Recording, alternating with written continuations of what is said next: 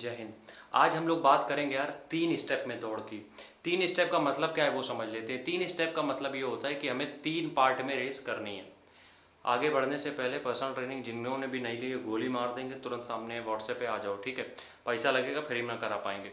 हम यहाँ पे आज बात कर रहे हैं कि 3 स्टेप में रनिंग हमें कैसे करनी है। 3 स्टेप का मतलब ये होता है कि हम अपने रनिंग के प्रोग्राम को 3 पार्ट में डिवाइड कर देते हैं। क्लियर है?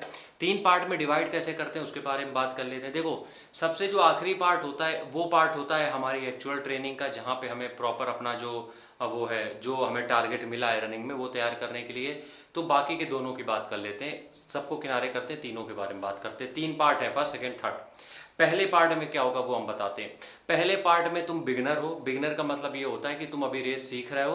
तो पहले पार्ट में 2 बातों का ध्यान रखना है। स्पीड रनिंग बिल्कुल भी नहीं करनी है, और स्पीड रनिंग भी नहीं करनी है, और साथ ही साथ दोनों टाइम रनिंग नहीं करनी है। और पहला पार्ट 15 दिन का होना चाहिए। ये जितना भी हम चीज़ें बता रहे हैं 60 दिन की है, ठीक है।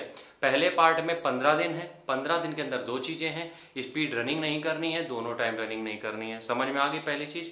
चलो इसको साइड में करते हैं। स्टेप नंबर 2, जब दूसरा स्टेप आता है, यहाँ पे तुम सब कुछ बिल्ड करते हो। यहाँ पे अपनी रेस का कोर बिल्ड करते हो। समझ रहे हो कैसे? इसमें 2 काम करने हैं तुम्हें। सबसे पहला तो दोनों टाइम रनिंग स्टार्ट कर सकते हो, और ये ड्यूरेशन रहेगी 35 दिन की। शुरुआत 15 दिन से थे, अब 35 दिन की, ठीक है। 35 या फिर हम ये कहें 25 दिन की, ठीक है। ये वो 15, ये 25। अब 25 दिन तुम्हें क्या करना है? 25 दिन दोनों टाइम रनिंग करनी है। क्लियर है? दोनों टाइम रनिंग करनी है, और साथ ही साथ दूसरा काम ये करना है, दोनों टाइम रनिंग के साथ साथ एक टाइम पे रनिंग स्पीड में रहे, सॉरी वो क्या कहते हैं, स्टेमिना के लिए रहेगी, मतलब लॉन्ग डिस्टेंस रहेगी। दूसरे टाइम पे हम स्पीड पे काम करेंगे। समझ गए? एक टाइम पे स्टेमिना पे काम कर रहे होंगे, दूसरे टाइम पे स्पीड में, और ये दोनों चलेंगे पैरेलल पूरे 25 दिन, ठीक है। बीच में एक एक दिन का रेस्ट लेते रहना, 4 से 5 दिन के बीच में, वो तुम्हारे लिए जायज़ है, कोई दिक्कत नहीं, दे दी हमने छूट। ये हो गया हमारा दूसरा पार्ट, जो कि है कोर पार्ट। अब आते हैं हम असली ट्रेनिंग पार्ट में, जहाँ पे हमें रेस की तैयारी करनी है। ये आखिरी पार्ट जो रहेगा वो रहेगा 17 दिन का। समझ रहे हो? 17 दिन का, या फिर लगभग 2.5 हफ्ते का। तो ये पार्ट में क्या करेंगे हम लोग? ये पार्ट में हम सिर्फ उस रेस की तैयारी करेंगे जो मांगी गई है ग्राउंड पे। मतलब कि चाहे वो क्या कहते हैं 1600 मीटर हो, चाहे वो तुम्हारी 5 किलोमीटर हो, जो भी रनिंग है तुम्हारी जो मांगी गई है, हम उस पर काम करेंगे। उस पर काम करने के लिए हमें क्या करना पड़ेगा? हमें करना ये पड़ेगा कि हमें एक टाइम रनिंग करनी पड़ेगी।